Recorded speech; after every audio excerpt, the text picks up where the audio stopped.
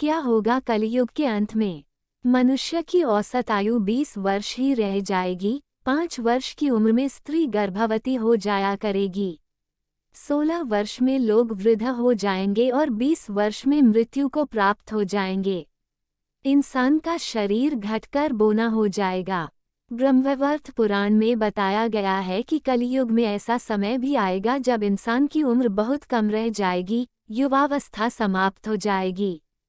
कली के प्रभाव से प्राणियों के शरीर छोटे छोटे, क्षीण और रोगग्रस्त होने लगेंगे। श्रीमद्भागवत के 12 स्कंध में कलयुग के धर्म के अंतर्गत श्री शुकदेव जी परीक्षित जी से कहते हैं, ज्यों ज्यों घोर कलयुग आता जाएगा, त्यों त्यों उत्तरोत्तर धर्म, सत्य, पवित्रता, क्षमा, दया, आयु, बल और स्मरण शक्ति का लोप होता जाएगा।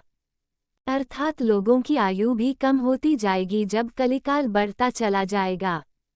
कलयुग के अंत में जिस समय कल की अवतार अवतरित होंगे उस समय मनुष्य की परम आयु केवल 20 या 30 वर्ष होगी।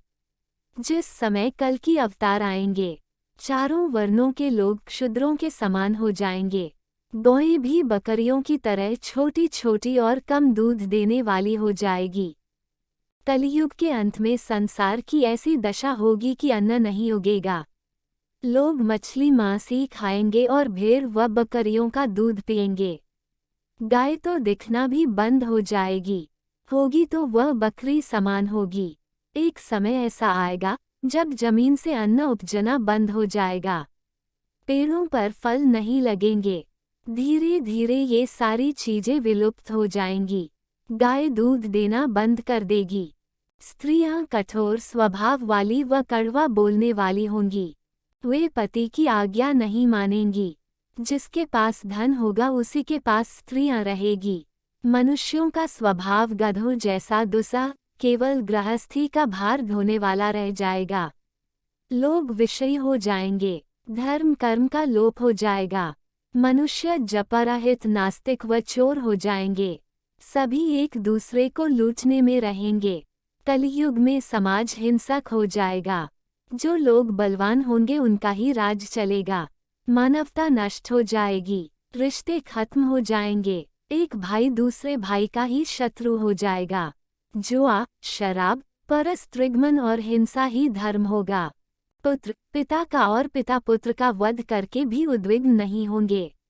अपनी प्रशंसा के लिए लोग बड़ी बड़ी बातें बनाएंगे किंतु समाज में उनकी निंदा नहीं होगी। उस समय सारा जगत मलेच्छ हो जाएगा, इसमें संशय नहीं। एक हाथ दूसरे हाथ को लूटेगा।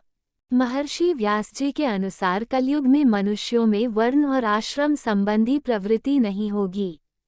वेदों का पालन कोई नहीं करेगा।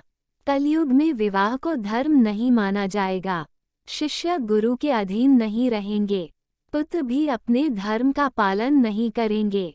कोई किसी कुल में पैदा ही क्यों न हुआ, जो बलवान होगा वही कलयुग में सबका स्वामी होगा। सभी वर्णों के लोग कन्या बेचकर निर्वाह करेंगे। कलयुग में जो भी किसी का वचन होगा वही शास्त्र माना जाएगा। कलयुग में थोड़े से धन से मनुष्यों में बड़ा घमंड होगा।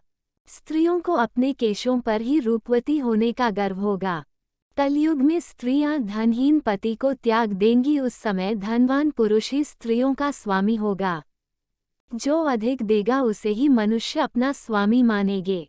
उस समय लोग प्रभुता के ही कारण संबंध रखेंगे। द्रव्य राशि घर बनाने में ही समाप्त हो जाएगी। इससे दान पुण्य के काम नहीं होंगे और बुद्धि धन के संग्रह में ही लगी रहेगी। सारा धन उपभोग में ही समाप्त हो जाएगा। कलयुग की स्त्रियां अपनी इच्छा के अनुसार आचरण करेगी। हाव भाव विलास में ही उनका मन लगा रहेगा। अन्याय से धन पैदा करने वाले पुरुषों में उनकी आसक्ति होगी। कलयुग में सब लोग सदा सबके लिए समानता का दावा करेंगे। कलयुग में लोग शास्त्रों से विमुख हो जाएंगे। अनैतिक साहित्य ही लोगों की पसंद हो जाएगा। बुरी बातें और बुरे शब्दों का ही व्यवहार किया जाएगा। स्त्री और पुरुष दोनों ही अधर्मी हो जाएंगी।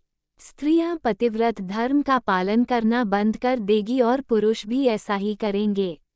स्त्री और पुरुषों से संबंधित सभी वैदिक नियम विलुप्त हो जाएंगे। श्रीमद्भागवत के 12 स्कंध में कलयुग के धर्म के अंतर्गत श्री शुकदेव जी परीक्षित जी से कहते हैं, ज्यों ज्यों घोर कलयुग आता जाएगा, त्यों त्यों उत्तरोत्तर धर्म, सत्य, पवित्रता, क्षमा, दया, आयु, बल और स्मरण शक्ति का लोप होता जाएगा। अर्थात लोगों की आयु भी कम होती जाएगी जब कलिकाल बढ़ता चला जाएगा। कलियुग के अंत में भयंकर तूफान और भूकंप ही चला करेंगे। लोग मकानों में नहीं रहेंगे, लोग गड्ढे खोद कर रहेंगे। धरती का 3 हाथ अंश अर्थात लगभग 4.5 फुट नीचे तक धरती का उपजाऊ अंश नष्ट हो जाएगा। भूकंप आया करेंगे। महाप्रलय, बहुत काल तक सूखा रहने के बाद कलियुग में अंतिम समय में बहुत मोटी धारा से लगातार वर्षा होगी, जिससे चारों ओर पानी ही पानी हो जाएगा। समस्त पृथ्वी पर जल हो जाएगा और प्राणियों का अंत हो जाएगा। इसके बाद एक साथ 12 सूर्य उदय होंगे और उनके तेज से पृथ्वी सूख जाएगी।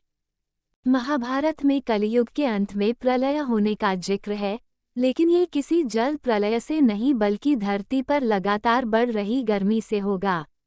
महाभारत के वन पर्व में उल्लेख मिलता है कि कलियुग के अंत में सूर्य का तेज इतना बढ़ जाएगा कि 7 समुद्र और नदियां सूख जाएंगी। संवर्तक नाम की अग्नि धरती को पाताल तक भस्म कर देगी। वर्षा पूरी तरह बंद हो जाएगी, सब कुछ जल जाएगा। इसके बाद फिर 12 वर्षों तक लगातार बारिश होगी, जिससे सारी धरती जलमग्न हो जाएगी। जल में फिर से जीव उत्पत्ति की शुरुआत होगी। यदि आपको ये वीडियो अच्छा लगा हो, वीडियो को लाइक करें, शेयर करें और ऐसे ही वीडियोस के लिए हमारे चैनल को सब्सक्राइब करना ना भूलें। धन्यवाद।